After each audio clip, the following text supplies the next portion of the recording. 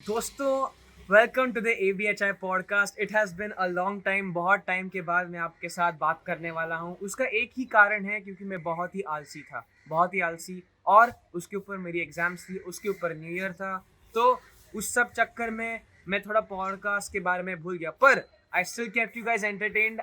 मैंने उस टाइम के बीच 2-3 व्लॉग्स अपलोड किए अपने चैनल पे, और बिकॉज ऑफ दैट सब्सक्राइबर्स भी बढ़े हैं। So I am very thankful to all of you for subscribing and sticking with me.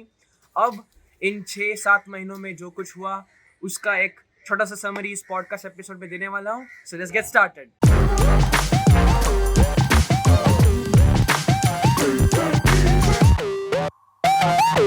Okay, तो let me start with the recent news, और फिर हम धीरे धीरे पीछे पीछे जाएंगे, ठीक है।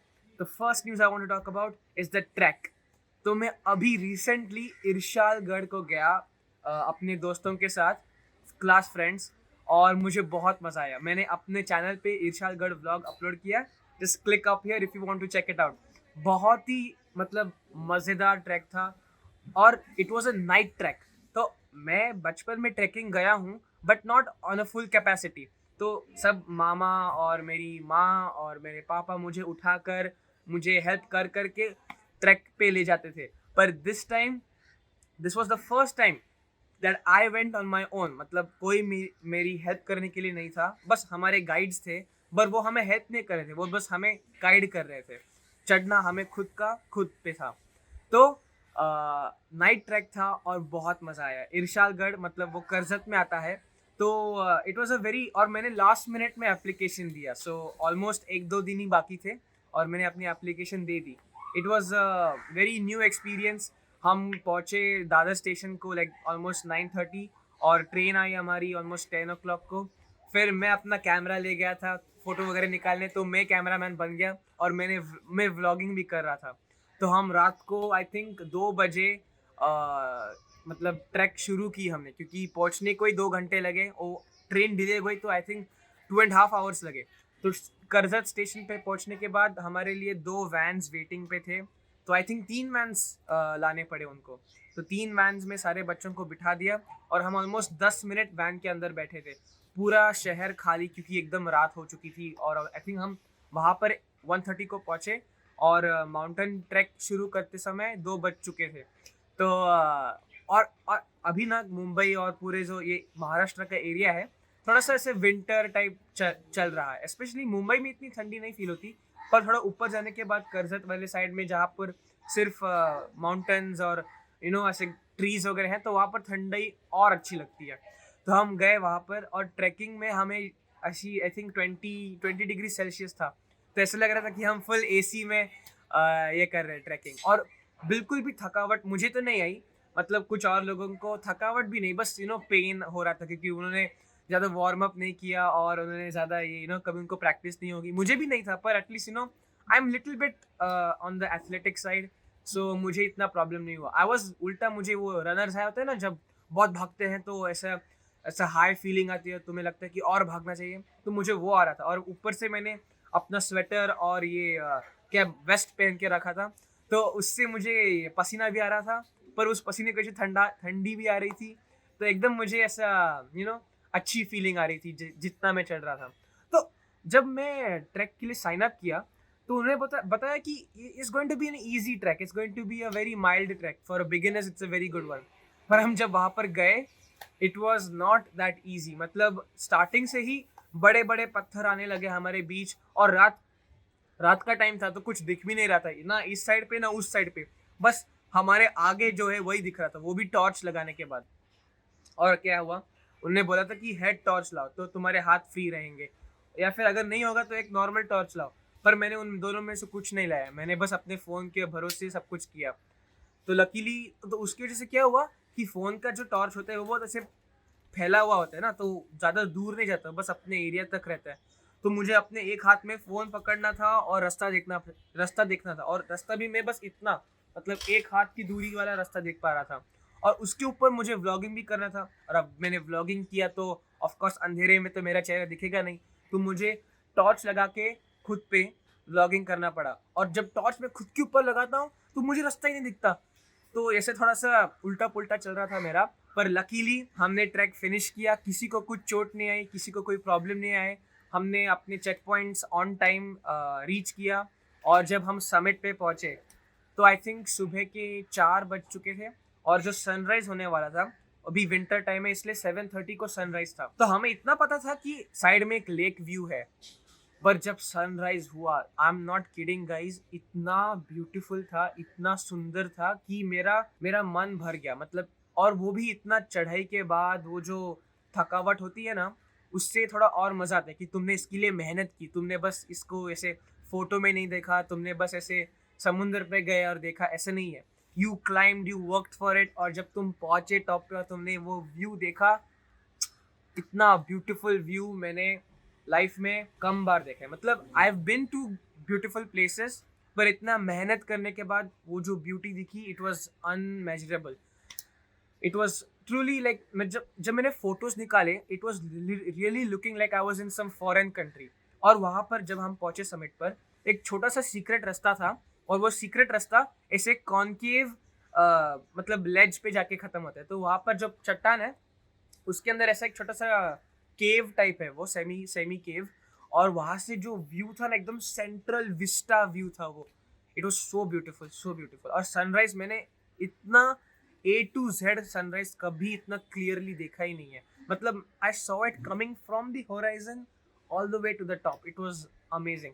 और लकी हुआ कि हमने नाइट ट्रैक किया, क्योंकि नाइट में हमें कैसा लगा, फुल AC वाला फीलिंग आई चढ़ने में, और ऊपर पहुंचने के टाइम पे हमें बहुत ऐसा कूल सनराइज दिखा। पर नीचे आते समय was that sunrise turned into ज्वालामुखी। इतना चटका वाला होता है ना, जो मतलब जब गर्मी होती है तो 2-3 टाइप्स की होती है। एक ड्राई गर्मी होती है, एक ह्यूमिडिटी वाली होती है, और एक चटका देने वाली होती है। मतलब उसमें ना गर्मी होती है ना पसीना आता है, बस चटका चटका चटका। तो वही मतलब हम आ रहे थे नीचे तो सबकी हालत पतली हो गई। पर लकीली हमने करेक्ट टाइम पे ट्रैकिंग किया और हमें बहुत ही ब्यूटीफुल व्यू देखने को मिला। और दोस्तों के साथ तो अल्ट्रा मज़ा आ गया। मतलब दोस्त लोग भी एकदम फुल फॉर्म में थे, मैं भी फुल फॉर्म में था। अच्छा व्लॉग बन गया, दोस्तों को बहुत मज़ा आया। अगर आपने अभी तक चेकआउट नहीं किया, check it out, check it out. Okay, so वो था मेरे ट्रैक का experience. Out of 10 I am giving it 10/10, full on blast. अगर आपने कभी इरशादगढ़ का ट्रैक ट्राई नहीं किया तो डेफिनेटली चेक इट आउट। और अगर आपने इन जनरल कभी ट्रैकिंग ट्राई नहीं किया, आई एम रिकमेंडिंग ट्रैकिंग 110%। मैं तो ज़रूर जाने वाला हूँ एक अगले ट्रैक पे, बस थोड़ा टाइम मिलने दो, फिर जाऊँगा। It is truly breathtaking. Okay, अब ट्रैकिंग से थोड़ा सा एक्सरसाइज मूड पे है ही हम, तो मैं थोड़ा और एक्सरसाइज के बारे में बात करता हूँ। Soon we will get to the other topics. अगर आपको कुछ टॉपिक स्किप करके जाना है आगे, तो मैंने टाइम स्टैम्प्स दिया है, experimenting with it first time. So अगर आपको किसी टॉपिक पे जाना है इमीडिएटली, तो feel free to do so. But for those of you who want to stick with me, let's see. तो अभी एक्सरसाइज का माहौल चल ही रहा है, तो मैं बता देता हूँ कि मैं 1 फरवरी को जिम ज्वाइन करने वाला हूँ। तो it has been a long time coming. बहुत मतलब कोविड में मेरा वेट बहुत बढ़ चुका था, 85 किलोज। तो मैंने फिर जिम ज्वाइन किया कुवैत में, और आई थिंक मैं ऑलमोस्ट 1 महीना गया जिम को, और 1 महीने में मेरा 20 किलो कम हो गया। पर मैंने ना ऐसे प्रॉपर डाइटिंग नहीं किया। मतलब I didn't eat any junk food, बस घर में जो माँ बनाती थी, जो सुबह ब्रेकफास्ट होता था और दोपहर का खाना, बस मैं इतना ही 3 चीज़ें खाता था। और excess snacks and excess junk food बिल्कुल नहीं। बट फिर भी उसमें प्रोटीन कम होता है। You need the protein to build the muscle. तो मैं जिम गया, मसल्स तो बने, स्ट्रॉन्ग तो फील हो रहा था, पर मेरे मसल्स ना बहुत ऐसे पतले हो गए थे। अब आप मेरा हाथ देखोगे तो उसमें कुछ भी ऐसा स्ट्रॉन्ग फीलिंग नहीं आती। और मुझे भी लगता है जब मैं कुछ भारी उठाता हूँ तो उठा पाता हूँ ऑफकोर्स, पर उठाने के बाद हाथ में दर्द बहुत होता है। मतलब बुढ़ापे जैसा नहीं, मतलब अगर दर्द हुआ फिर भी आई कैन बेयर इट, पर वो जो थोड़ा सा होता है ना, नहीं होना चाहिए, वो होता है। तो अभी मेरे मामा ने बोला अभिषेक तू जिम ज्वाइन कर, माँ ने बोला अभिषेक तू जिम ज्वाइन कर, भाई ने बोला अभिषेक तू जिम ज्वाइन कर। तो फाइनली मैंने सबकी बात मानी और अभी मैंने जिम ज्वाइन कर चुका हूँ। बस अब 1 फरवरी से स्टार्ट करूँगा। तो what am I looking forward to, already मेरे पास जिम का एक्सपीरियंस है, तो I am looking forward to increasing my body mass. तो अभी मेरा वेट 65 किलोज का है, और I think my ideal weight is 71, पर BMI is like a general. If you want to build muscle you have to be buffer, you have to be heavier. तो I think थोड़ा सा मुझे muscle building करना है, थोड़ा सा हट्टा कट्टा दिखना चाहिए। तो वो मेरा टारगेट है। और जिम जाने के, और एक ट्रेनर भी लगाया, फर्स्ट मंथ के लिए एक ट्रेनर लगाया, तो वो मुझे बताएगा कौन से एक्सरसाइज करने होते हैं और कौन सा डाइट करना पड़ता है और कितना टाइम देना पड़ता है। सो मैं रोज़ जाऊँगा कॉलेज के बाद। सो एक दिन the trainer will guide me through the entire working, वो मुझे फ्रॉम ए टू जेड सब कुछ कराएगा। And the next day it will be like a chill day, cardio day. बस थोड़ा रनिंग करो, थोड़ा लाइट एक्सरसाइज करो, थोड़ा बॉडी को रीजनरेट करने के लिए टाइम दो। और चीट डे तो मैं बिल्कुल नहीं रखने वाला हूँ, एक रिलैक्सेशन डे होगा। तो 6 दिन जाऊँगा और संडे को ब्रेक, संडे को no gym but no cheating. So no junk food, no out of diet food, no malpractices, nothing like that. So only the relaxation day and then alternate exercise, relax, exercise, exercise, relax, exercise. So that is going to be my plan gym के लिए। और I am very excited to looking forward to gyms, क्योंकि gym जब मैं जाता था तो मुझे बहुत मज़ा आता था। और अभी तो इंडिया में हूँ तो मैं और दोस्त बना सकता हूँ शायद जिम में। और अगले अगले 6 महीनों में अगर आप मुझे पॉडकास्ट में देखेंगे या फिर कोई व्लॉग में अगर मेरे पास मसल होंगे, you know where it come from. So अभी एक्सरसाइज का टॉपिक हो चुका है और अब मुझे एक इंटरेस्टिंग चीज़ के बारे में बात करने दो। आजकल स्टॉक मार्केट, आई मीन आजकल नहीं, मतलब from times immemorial, stock market has been like the most important thing in the human civilization. पर अभी रिसेंट टाइम में जेन जी के बीच स्टॉक मार्केट बहुत पॉपुलर हो चुका है और एक्सेसिबिलिटी की वजह से स्टॉक मार्केट में जो यंग लोगों का क्या बोलते हैं उसको, इन्वॉल्वमेंट है, वो भी बहुत बढ़ चुका है। मेरा भाई खुद इन्वेस्टमेंट वगैरह में एक्सपेरिमेंट कर रहा है, मैं भी शायद जल्दी करूँगा। तो what is the holy grail of stock market in India? That's right, BSE। वो बिल्डिंग तो आपने देखी होगी, आइकॉनिक बिल्डिंग, उसके बाहर स्क्रीन लगा हुआ होता है, उसके बाहर एक बुल का स्टैचू है, all that crazy stuff. Dalal street, तो सबको दलाल स्ट्रीट पता है, पर उस बिल्डिंग के अंदर बहुत कम लोग आज तक जा पाए हैं। And I am one of those lucky few. Last week ही मैं अपने भाई के साथ BSE को गया था। उनका कुछ सेमिनार था, क्योंकि उन्होंने ना एक नया प्रोग्राम शुरू किया है जहाँ पर वो डेटा साइंस के बारे में A to Z सारे बच्चों को सिखाते हैं, पढ़ाते हैं और उनको BSE के थ्रू ही इंटर्नशिप, जॉब अपॉर्चुनिटीज़ प्रोवाइड करते हैं। तो उसको प्रमोट करने के लिए उन्होंने 2-3 कॉलेजेस में फ्लायर सेंड किया कि तुम अपने स्टूडेंट्स को हमारे पास भेजो, फ्री एक ओरिएंटेशन होगा और थोड़ा एक्सप्लेनेशन देंगे। तो हमने रजिस्टर किया और मैं, मेरा भाई ट्रेन में बैठकर आए दलाल स्ट्रीट को। और आई हैव टू से it was a very good experience. मतलब ऑफ कोर्स बाहर से जब देखते हो तो बिल्डिंग एकदम ही आइकॉनिक लगती है। It's 18 story building and that is the oldest stock market in Asia. मतलब इमेजिन करो कितना ओल्ड है। But not only that, it is one of the biggest stock markets in Asia. India का सबसे important, सबसे massive stock market जो है वो मुंबई का ही है, BSE। अब आप सोचोगे कि okay fine, why is it the biggest? क्योंकि इंडिया का जो GDP, मतलब जो इंडिया का टोटल रेवेन्यू था ना लास्ट ईयर का, वो था 3.7 ट्रिलियन और उसमें से 3.5 trillion were traded through BSE। So imagine उस एक बिल्डिंग में कितनी वेल्थ है। ओके तो ये सारे चीज़ों को उन एम्प्लॉयज़, मतलब एक प्रोफेसर नहीं बोल सकता, पर वो इतने स्मार्ट थे कि मेरे नज़रों से वो एक प्रोफेसर ही थे। तो उन्होंने हमें इस सब चीज़ों के बारे में एक्सप्लेनेशन दिया, एक Q&A सेशन कराया जिसमें बहुत मज़ा आया। और उनका जो हॉल था, उन्होंने उस हॉल के बारे में भी एक्सप्लेन किया। अगर आपने ये शो देखा है कि 1991 स्कैम 1992, वो हर्षद मेहता की स्टोरी, तो उसमें आपने सीन देखा होगा कि वो स्टार्टिंग में जब नया ब्रोकर होता है तो वो ऐसे हॉल में घुसता है, सारे लोग भीड़ भाड़ में चिल्लाते एक दूसरे को, अरे ये पेपर ला, वो पेपर दे, इधर से ये ला, तो सब एक हॉल में भागते हैं। तो मैं उस हॉल में बैठा था इन रियल लाइफ, IRL।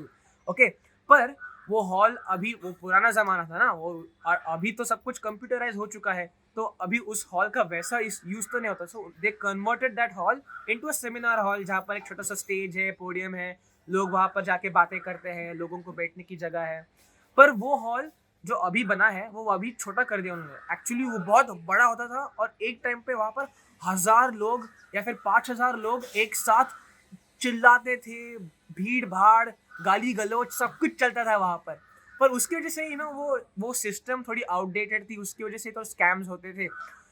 पर मज़े की बात यह है कि उन्होंने बोला कि एक टाइम पे जब 5000 लोग इस हॉल में एक साथ चिल्लाते थे तो ऑलमोस्ट 1 किलोमीटर तक लोगों की उस बिल्डिंग से आवाज आती थी, इतना भयंकर उसका माहौल था। उन्होंने जोक भी बोला कि when you enter in the morning you will leave in the evening without a shirt। तो ये मजे आए मुझे बीएससी के अंदर। और उन्होंने अंदर ना ऐसे फोटोज वगैरह लगा के रखे थे उनकी हिस्ट्री के बारे में, उनके अचीवमेंट्स के बारे में, और जो उनके पास्ट प्रेसिडेंट्स थे उनके बारे में।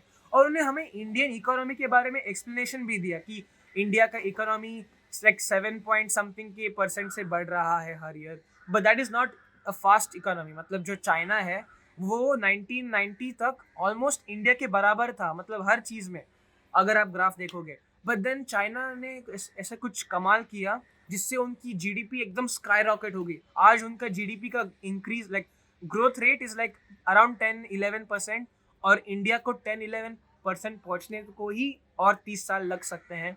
So it is an unfortunate situation, but it is a situation, आप क्या बोल सकते हैं। I can't say it's a good situation in any case. और उन्होंने ये भी बताया कि the reason for this slow development is India's diversity. तो इंडिया में हम बोलते हैं कि देखो ये भारत जैसा देश कहीं नहीं है, इतनी डाइवर्सिटी और एकजुट रहना इतना ईजी काम नहीं है, पर भारत ने करके दिखाया। एंड दैट इज़ ट्रू, वो हमारी सबसे बड़ी शक्ति भी है और वो हमारी सबसे बड़ी कमज़ोरी भी है, क्योंकि इतने डाइवर्सिटी में एक डिसीजन एक आदमी को पसंद आया तो 100 लोगों को पसंद नहीं आता। तो इसलिए अगर हमें कुछ नया कानून लाना है तो उसके लिए बहुत कोर्ट के चक्कर खाने पड़ते हैं, क्योंकि अगर एक को पसंद है लेकिन 100 लोगों को नहीं तो कुछ कर नहीं सकते, फिर से जाओ फिर से शुरू करो। तो इसकी वजह से डेवलपमेंट में बहुत टाइम लगती है। तो इसकी वजह से हमारा जो डाइवर्सिटी है हमारी, वो हमारी कमज़ोरी भी है पर वो हमारी शक्ति भी है। तो उसका बैलेंस जो है वो हम धीरे धीरे आगे बढ़ रहे हैं। बट अनफॉर्चुनेटली वो जो बढ़त है हमारी अभी तक बहुत धीमी है। होपफुली अभी जो आने वाली जनरेशन है, हमारी जनरेशन, मेरी जनरेशन, वो भारत को नई ऊंचाइयों पे ले जाएगी, और वही आशा करता हूँ। तो वो था मेरा बीएससी का एक्सपीरियंस। बहुत ही मज़ा आया, ऑलमोस्ट 3-4 घंटे हमारे गुजर गए वहाँ पर बहुत ही इंफॉर्मेटिव था और बहुत ही इंटरेस्टिंग भी था। So that is my BSc experience. Now let me get to the interesting juicy part. Exam के बाद मैं इमीडिएटली एक टूर पे चला गया, और वो टूर में गया उज्जैन और इंदौर। बहुत मज़ा आया मुझे। It was truly like a very beautiful experience, क्योंकि उज्जैन में हमने महाकालेश्वर मंदिर के दर्शन लिए, और इंदौर में हम घूमे फिरे। लेकिन इंदौर से हम गए ओमकारेश्वर मंदिर को, वहाँ पर भी बहुत ही मुझे मतलब हैप्पीनेस फीलिंग आई। और वहाँ का जो व्यू था नर्मदा रिवर के आजू बाजू का जैसे व्यू था, it was truly breathtaking. वहाँ पर डैम भी था, नर्मदा डैम, तो वो भी बहुत ही ऐसे मैजेस्टिक दिख रहा था। महाकालेश्वर तो उन्होंने पूरा रेनोवेट ही कर दिया है। मतलब पूरी जो उज्जैन की सिटी है ना, इट्स एन एंशिएंट सिटी। तो वहाँ पर जाने के बाद एकदम ऐसे छोटे छोटे गलियाँ और पुराने पुराने घर, कुछ कुछ दरवाजे तो इतने छोटे थे कि लाइक बच्चे भी फिट नहीं हो पाएंगे उसमें से। लेकिन देखने में बहुत मज़ा आया, और ऐसे पुराना आर्किटेक्चर देखने में बहुत मज़ा आया मुझे। और जो महाकालेश्वर का मंदिर है, उन्होंने 1 किलोमीटर का उसका कॉरिडोर बनाया है, जो पूरा टूरिस्ट अट्रैक्शन ही। मतलब उसके अंदर उन्होंने स्टैचूज़ लगाए हैं जो महाभारत, रामायण और वेदों में से कहानियों को डिपिक्ट करता है। और एक एक दीवार है, तो उस दीवार पे सारे संस्कृत में श्लोक लिखे हैं, और उसके ऊपर ऐसे उन्होंने कारागिरी की है जिससे तुम्हें उस श्लोक से जो संबंधित कहानियाँ हैं वो तुम्हें ऐसे पिक्चर से दिखेंगी। तो स्पेशली रात को बहुत ही ब्यूटीफुल दिखता है। उन्होंने लाइटिंग क्या सही की है। हर 2-3 मीटर में एक ये आता है, फाउंटेन आता है, जो बहुत ही ब्यूटीफुल दिखता है, और उस फाउंटेन की वजह से थोड़ी ठंडाई भी आती है माहौल में, तो मज़ा आता है बहुत। और हम जिस सीज़न में गए, परफेक्ट सीज़न, मतलब गर्मी नहीं है और ज़्यादा लोग भी नहीं। अगर आप महाशिवरात्रि के टाइम पे जाओगे तो आपको वहाँ पर 4-5 दिन कैंपिंग करके ही दर्शन लेने को मिलेंगे। लेकिन हम जिस टाइम पे गए वहाँ पर इतना रश नहीं था, और उन्होंने सिस्टम अच्छा कर दिया ना, तो इसलिए उनका क्राउड मैनेजमेंट भी जल्दी जल्दी हो जाता है, और दर्शन करने के लिए आराम से टाइम भी मिल जाता है। तो Mahakaleshwar was a very unique experience. अगर आपने कभी विजिट नहीं किया तो ज़रूर उस महाकालेश्वर मंदिर और महादेव के दर्शन लेने जाइए। और added bonus is that 1 kilometre long corridor, बैठने के लिए जगह है, पानी पीने के लिए सुविधाएं हैं, वॉशरूम्स हैं, और जो डेकोरेशन किया है it is second to none. बहुत मज़ा आता है, डेफिनेटली चेक इट आउट। फिर बात करते हैं ओमकारेश्वर की। ओमकारेश्वर तो it was different experience completely, क्योंकि जहाँ महाकालेश्वर है उसके बाजू में भी नदी है, पर जो ओमकारेश्वर है उसके बाजू में तो नर्मदा, मतलब नर्मदा माता उनकी नदी है। और वो जो मंदिर है ना वो ऐसे थोड़ा आइलैंड टाइप पे बेस्ड है, तो तुम जब टॉप पे पहुंचते हो तो तुम्हें दिखता है कि हर चारों साइड्स पे बस नदी नदी, इतना ब्यूटीफुल है ना वो सीन। और जब हम गए तो ऑलमोस्ट सनसेट होने वाला था, तो हमें वो अच्छा गोल्डन लाइट भी आ रहा था। एक ब्रिज है आने को, तो वो ब्रिज के ऊपर से भी बहुत ऐसे सुंदर व्यूज दिखते हैं। और प्रॉब्लम क्या हुआ कि स्टार्टिंग में जब हम लाइन के अंदर घुसे तो जल्दी जल्दी आगे बढ़ रहा था, पर वो ऐसे ना माउंटेन टॉप पे है, तो जितना तुम ऊपर जाते हो उतना जगह कम होती है, तो लोगों की कंजेशन बढ़ गई। और हमें ऊपर जाने की टाइम पे ही बहुत टाइम लगा, पर जब हम अंदर घुसे तो हमें दर्शन लेने को चांस मिला। लेकिन बहुत ही ऐसे क्राउडेड था, मतलब 100 लोग आ रहे हैं, 50 लोग आ रहे हैं, पर घुसने के लिए बस 2 लोगों की जगह है, तो ऐसे घुस घुस के अंदर जाना पड़ा। पर मज़ा बहुत आया। उसके बाद हमने अभिषेक किया महादेव का, उसमें भी बहुत मुझे हैप्पीनेस फीलिंग आई। और हमने सारे फोटोज निकाले, हमने एक बोट राइड की, तो सब कुछ अभी मैं व्लॉग में डालूंगा। मैं 2-3 क्लिप्स डाल दूंगा पॉडकास्ट में, पर स्पॉइल नहीं करना चाहता।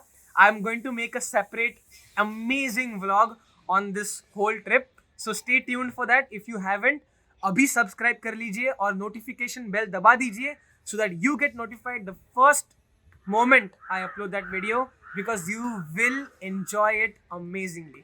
तो वो हो गया ओमकारेश्वर का experience, but the real spice begins now. तो हम जब ओमकारेश्वर को जा रहे थे तो हमें आईआईटी इंदौर का एंट्रेंस गेट दिखा। अभी आईआईटी तो मेगा कैंपस होता है ना, तो उनको एंट्रेंस करने के लिए भी दे नीड लाइक 20 गेट्स। सो हम जब जा रहे थे ओमकारेश्वर को, तो हमने आईआईटी इंदौर का एक गेट देखा, और वो गेट रिसेंटली ओपन हुआ, मतलब 2020-21 में उन्होंने इनॉग्रेट किया उसको। तो उसके सामने भी बहुत मज़ा आया, क्योंकि ऑलरेडी मैं आईआईटी बॉम्बे को गया हूँ, ये देखिए उसका मैं बैंड भी पहन के घूमता हूँ। आईआईटी बॉम्बे के ऊपर भी एक व्लॉग आने वाला है। अरे guys, I am telling you, very interesting content is about to come on my channel. अगर आपने सब्सक्राइब नहीं किया बॉस तो कर लो, वरना मिस हो जाएगा। तो ठीक है, तो हमने उसका एंट्रेंस गेट देखा, बहुत मज़ा आया। पर आते समय अब वो जो रास्ता है वो थोड़ा घाट वाला रास्ता है, तो कितना भी तुम उसको इम्प्रूव कर लो, घाट तो घाट ही रहने वाला है। ये साइड पे घाई, उस साइड पे घाट, तो मैनेज करके चलाना पड़ेगा। पर क्या हुआ कि जब हम आ रहे थे ओमकारेश्वर से, तो रात हो चुकी थी, इतना मतलब अंधेरा हो चुका था, और बस आई थिंक 6-5 या ऐसे कुछ बजे थे। पर क्या हुआ कि इतना पतला रास्ता है, और वो जो रास्ता है ना, ट्रक ट्रैफिक वहाँ पर बहुत ज़्यादा होता है। तो और आपको तो पता है ना, ट्रक वाले लोग चलाते हैं, उनको एक्सपीरियंस होता है, पर वो कभी कभी जल्दी में होते हैं, और वो एक दूसरों को ट्रक को ओवरटेक करने की कोशिश करते हैं इतने पतले रास्ते पर। और एक जा रहा है 50 किलोमीटर पर आवर, तो दूसरा जा रहा है 52 किलोमीटर पर आवर, तो उनके बीच में ड्रैग रेस चलती रहती है। उस कारण से किसी का एक्सीडेंट हुआ, और 3 ट्रक्स, मतलब आते समय मैंने एक ट्रक उल्टा पड़ा हुआ देखा था, पर उसको बहुत टाइम हो चुका था क्योंकि उसके ऊपर धूल मिट्टी बहुत चढ़ चुकी थी। पर जाते समय हमें 3 ट्रक्स फ्रेश उल्टे मतलब गिरे हुए मिले। तो 1-2 ट्रक्स तो बैक टू बैक गिरे हुए थे, और एक ट्रक ऐसे ही आगे जाके थोड़ा गिरा हुआ था। तो उस ट्रैफिक में हमें 3 घंटे लगे, और एक पॉइंट तो आया गाड़ी रुकी गई, मैं उतर गया, इधर उधर देख रहा हूँ, लोगों के बीच में लड़ाई चल रही है, कुछ भी हो रहा है, मैं 1 नंबर करने गया। वो थोड़ा मज़ा आया देखने में, और एक्सपीरियंस भी बहुत नया था। तो गाड़ी में बैठा हूँ, इतना लंबा ट्रैफिक, फिर मैं सबको कहानियाँ सुनाने लगा। मैं यूट्यूब पे तो बहुत ऐसे जनरल नॉलेज वाले वीडियोस देखता हूँ, तो मैंने सबको कहानी सुनाई कि एक बार चाइना में 10 दिन का ट्रैफिक जैम लग गया था, और ये सब वो सब बताने लगा। तो गाड़ी में सब लोग ऐसे, अरे बाप रे, हम भी यहाँ पर 10 दिन तो अटकेंगे नहीं ना, वो सबको टेंशन आ गया था। पर लकीली 3 घंटे के बाद वो ट्रैफिक मतलब क्लियर हो गया। ट्रक वालों ने ही ट्रक को बाजू में किया और ट्रैफिक को जाने दिया। हमारा ड्राइवर भी क्वाइट एक्सपीरियंस था, तो उसने गाड़ी को इधर से उधर से घुसा के आगे निकाल दिया। तो इतना माजरा हुआ, इतना क्रेजीनेस हुआ, और भी बताने जैसे चीज़ें हैं। हम गए थे सराफा बाज़ार, वो तो अल्ट्रा नेक्स्ट लेवल क्रेजीनेस था। हम गए छप्पन बाज़ार, हम गए वो खजराना गणपति के मंदिर में गए। उसके बाद हमने 2-3 म्यूजियम देखे, हमने शीश महल देखा, बहुत चीज़ें देखी। सब कुछ बताने लग गया ना तो पूरा दिन इधर ही लग जाएगा। तो मैं आपको बस ये ट्रेलर दिखा रहा हूँ, फाइनल पिक्चर तो इसके बाद आने वाली है। तो please subscribe guys, don't forget. So Ujjain का टूर तो बहुत मजेदार गया मेरा, सुपर मजा आया। Out of 10 I am giving it 20। ले भाई तू सारे मार्क्स ले ले मुझे नहीं मिले तो तू ले ले सारे मार्क्स। तो इनसेन। अगर आप, और इंदौर, इंदौर के बारे में मुझे बताने दीजिए। इंदौर वाज अमेजिंग, क्योंकि इसी पॉडकास्ट में मैंने एक एपिसोड बनाया था पुणे के ऊपर, और मैंने पुणे को बहुत गालियां दी थी। पुणे के रास्ते खराब है, उनका मैनेजमेंट खराब है, उनका सड़ा हुआ है सब कुछ। पर जब मैं इंदौर आया तो एकदम रिवर्स, सब कुछ साफ, सब कुछ क्लीन, रास्ता एकदम क्लियर कट, सारा मैनेजमेंट साफ। और जब हम पहुंचे थे तो उनका एक एनआरआई कुछ समिट हुआ था, जहाँ पर प्राइम मिनिस्टर आए थे, चीफ मिनिस्टर मध्य प्रदेश के आए थे।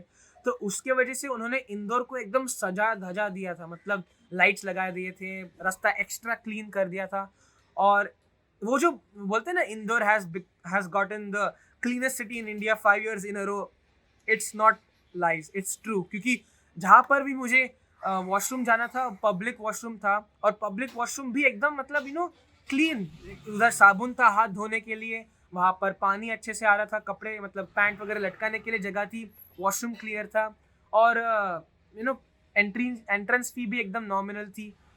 It was a very clean city, beautiful city, well manage, well kept city.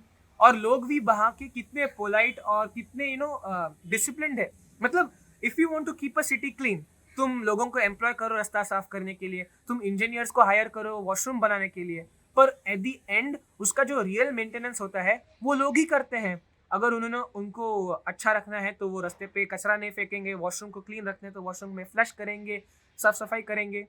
और वो उज्जैन के लोग, मतलब इंदौर के लोग इतना ब्यूटीफुली मेंटेन करते हैं। कोई कहीं पर कचरा नहीं फेंकता, कोई कहाँ पर गंदगी नहीं फैलाता। और हर दीवार पे अगर आप देखोगे इंदौर में, तो ऐसे ऑसम ड्राइंग्स किए हुए हैं, मतलब म्यूरल्स निकाले हुए हैं, और एकदम डिटेल्ड अलग ही लेवल का निकाले हैं। ब्रिज के ऊपर जो पिलर्स होते हैं उनके ऊपर उन्होंने ड्राइंग किया है, जो फेंसिंग वाली दीवार होती है उसके ऊपर उन्होंने ड्राइंग किया है। और अलग अलग थीम पे, एक दीवार पे समुद्र का थीम, एक दीवार पे क्लीनलीनेस और ग्रीनरी का थीम, कुछ भी मतलब अलग ही लेवल है Indore city. It is like completely separate from normal traditional Indian city जो थोड़ा सा हमें सब पार दिखता है ना।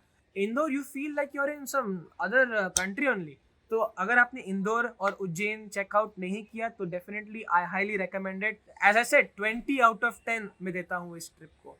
आई फील कि इंदौर तो मैं वापस जाना चाहता हूँ, क्योंकि एक बार में होता ही नहीं है, देखना पड़ेगा। और जहाँ पर मैं रह रहा था वहीं पर ऐसे 2-3 इंटरेस्टिंग लोकेशंस थे देखने को। और अभी तो वो प्लान कर रहे हैं कि इंदौर को वो आईटी सिटी कैसे बना सकते हैं, जैसे बैंगलोर, हैदराबाद, पुणे, ऐसे आईटी हब्स है ना इंडिया के, और उधर से ही बहुत रेवेन्यू आता है। So that planning on turning Indore into an IT hub, क्योंकि वहाँ पर तो आईआईटी भी है, तो सोने पे सुहागा हो गया ना।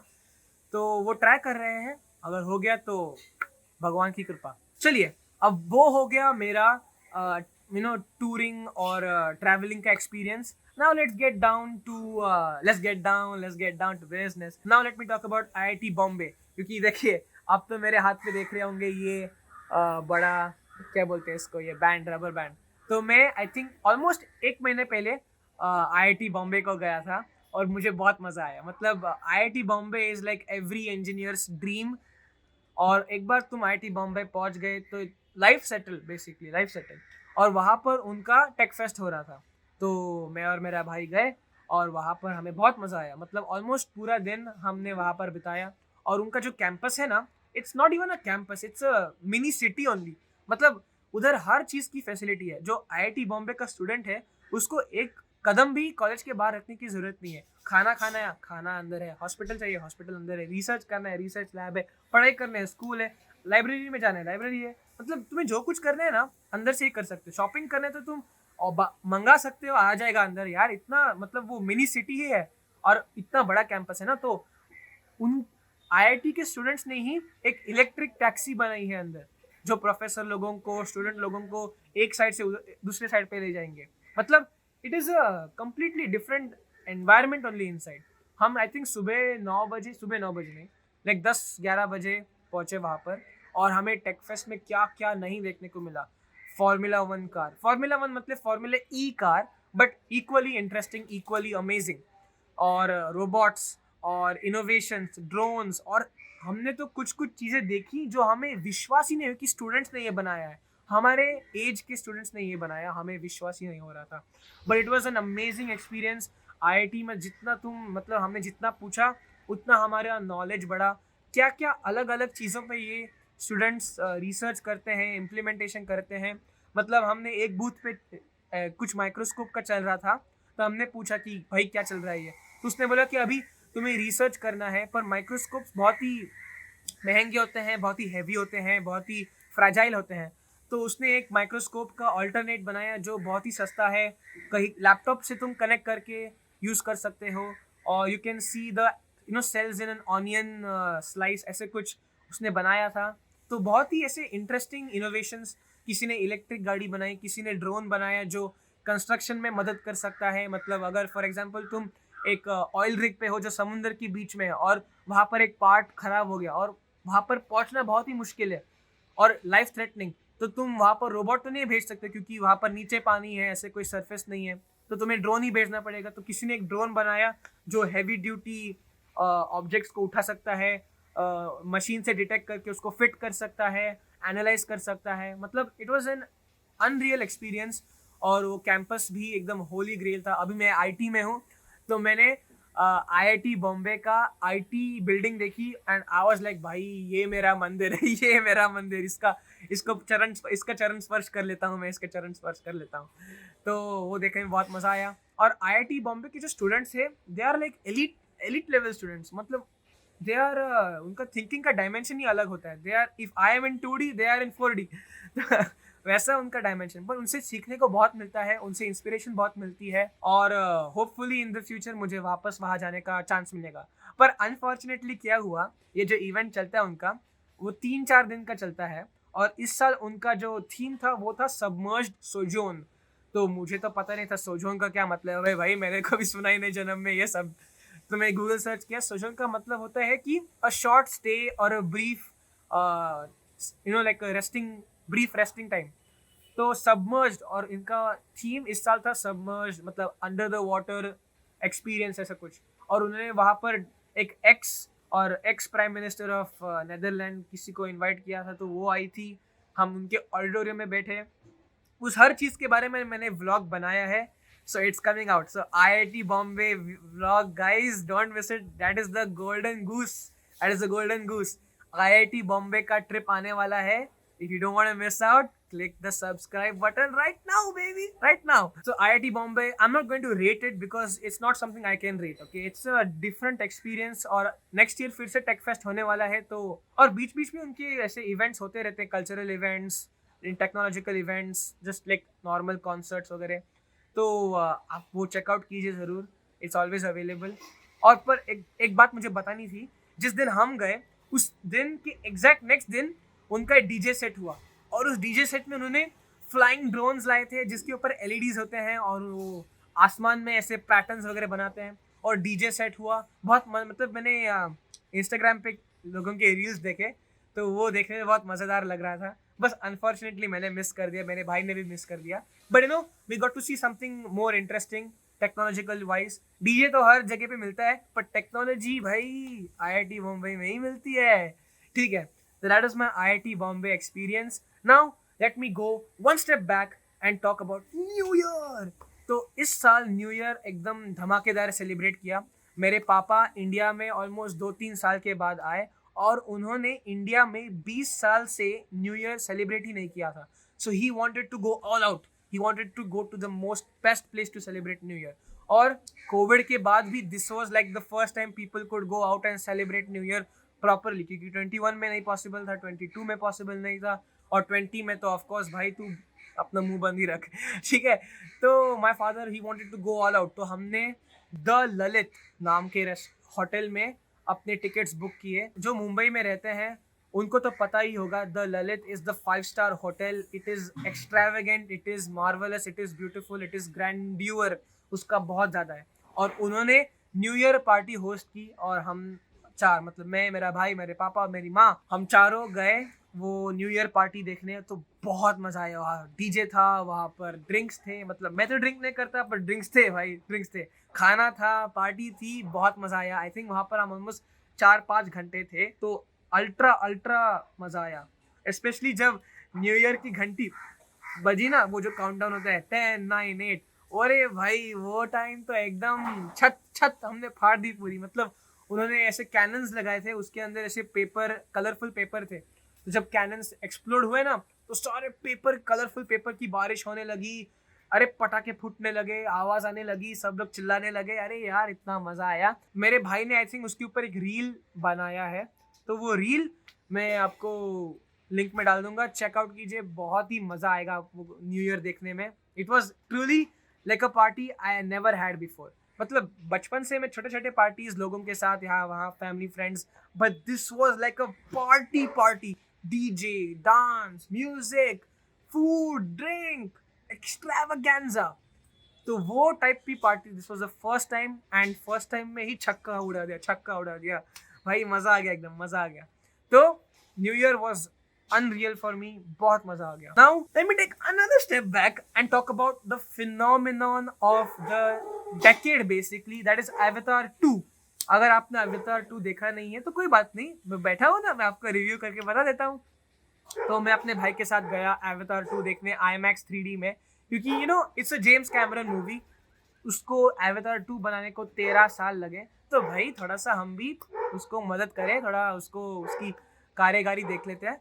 तो हम गए देखने को मूवी, और it was, the story was okay, the story was like basic father son family dynamic movie, but उसका जो विजुअल्स थे ना, it was like amusement park. मतलब जब तुम डिज्नी वर्ल्ड को जाते, मैं तो कभी गया नहीं हूँ पर मैंने सुना है कि डिज्नी वर्ल्ड के जो अट्रैक्शंस और राइड्स होते हैं, स्पेशली वो VR राइड्स, बहुत ही अल्ट्रा लेवल के होते हैं। उसके 3D जो लगता है कि ऐसा लगता है कि अपने शरीर पे आने वाले हैं, तो वैसी फीलिंग आई हमें Avatar 2 देखने में। उसका 3D का क्वालिटी क्या ज़बरदस्त, उसका जो विजुअल इफेक्ट्स एकदम next level, ultra next world ही, एलियन। Avatar 2 का स्टोरी तो I give it like a 7 on 10, but visuals I am giving it 10 on 10। इतना झक्कास, इतना फाड़ू experience I have not had in the cinema for a long time. क्योंकि आजकल Marvel movies भी ऐसे पांचट लगते हैं ना देखने में, कि हर movie is like having the same animation. उल्टा उनका एनिमेशन की क्वालिटी डिक्रीज हो रही, क्योंकि इतने मूवीज रिलीज करते हैं वो एक साल में, उनका क्वालिटी कम हो गया, क्वांटिटी बढ़ गया पर क्वालिटी नीचे आ गई है भाई। पर जेम्स कैमरन जब निकालता है ना, तो उसने तो रिकॉर्ड ही तोड़ दिया। अभी वो मूवी को $2 billion मिल चुके हैं। It is the third James Cameron movie to be in global top 5 of highest grossing films of all time. Titanic, Avatar 1, Avatar 2. Can you imagine? So Avatar 2 was an experience. It was a breathtaking experience.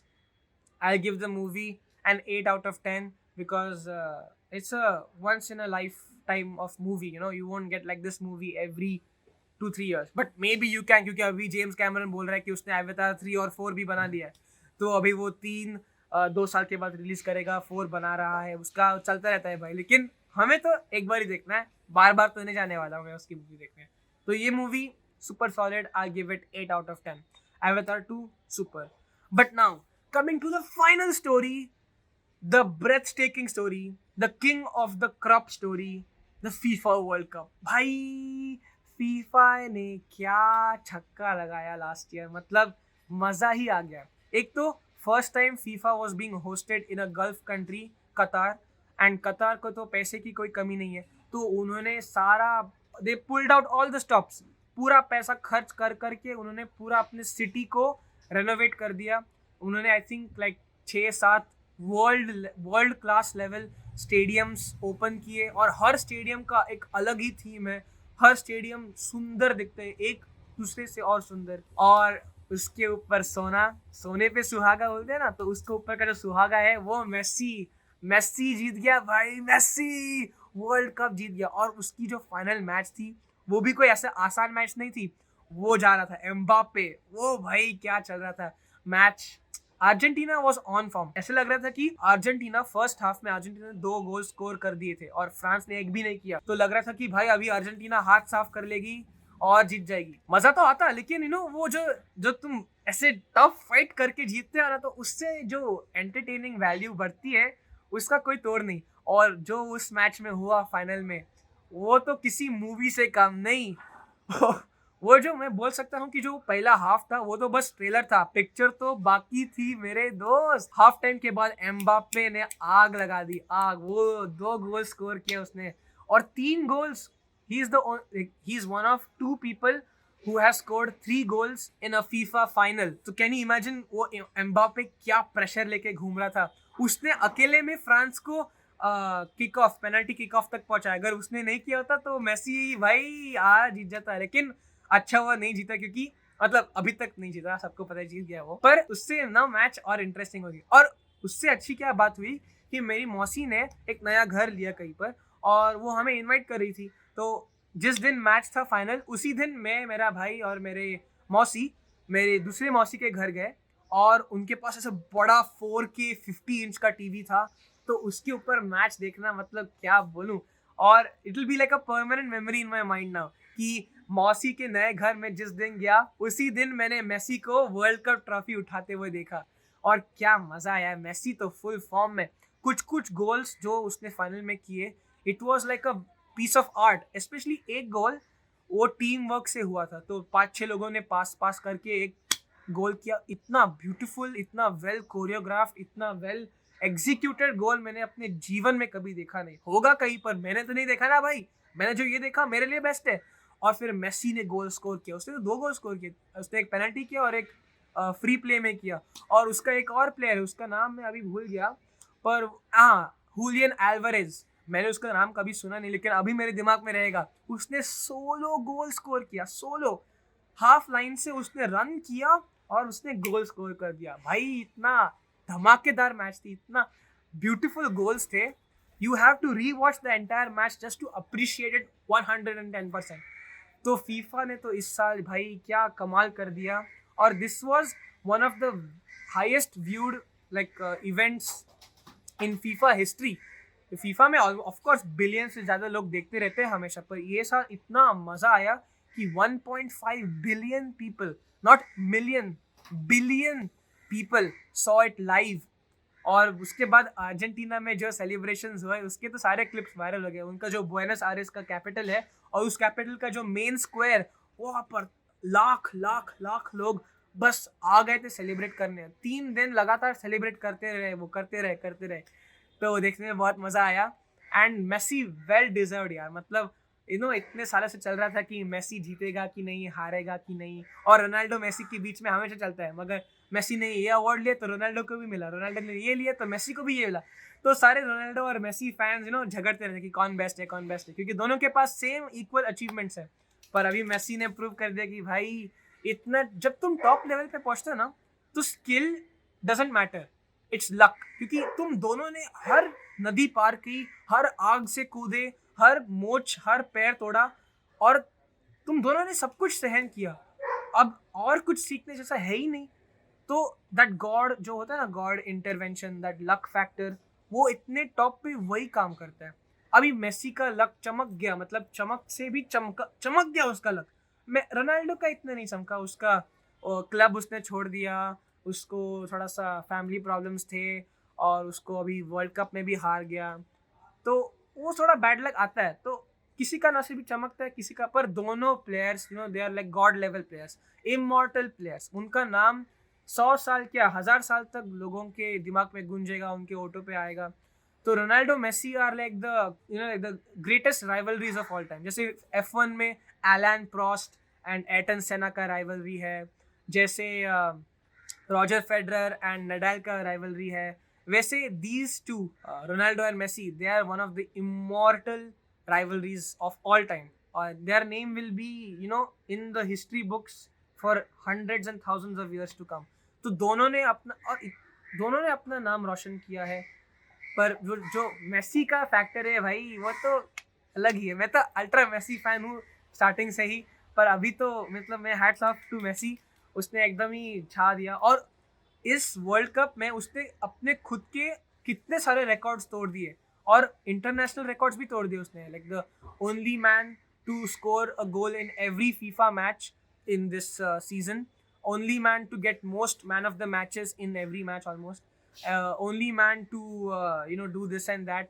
और Messi का story भी बहुत ऐसा ना थोड़ा सा sad type है कि जब वो बॉर्न हुआ था तो उसको एक हाइट डेफिशिएंसी थी उसके बॉडी में. वो जो ग्रोथ हार्मोन होता है वो बहुत कम था, तो उसको एक छोटा सा उन्होंने आर्टिफिशियली उसको एक हार्मोन दिया उसकी हाइट बढ़ाने के लिए. फिर भी उसका हाइट 5'6" ही है, मतलब वो मुझसे शॉर्ट है एक एक इंच से. लेकिन फिर भी उसने क्या ग्रेटनेस अचीव किया. उसके कोच लोग बोलते थे, उसके दोस्त लोग बोलते थे कि भाई तू नहीं कर पाएगा, तेरी हाइट बहुत छोटी है, तू जब भागेगा तो टॉल लंबे लोग तुझे ओवरटेक कर लेंगे, तेरी रीच ज़्यादा नहीं है. पर उसने सबको गलत प्रूव कर दिया.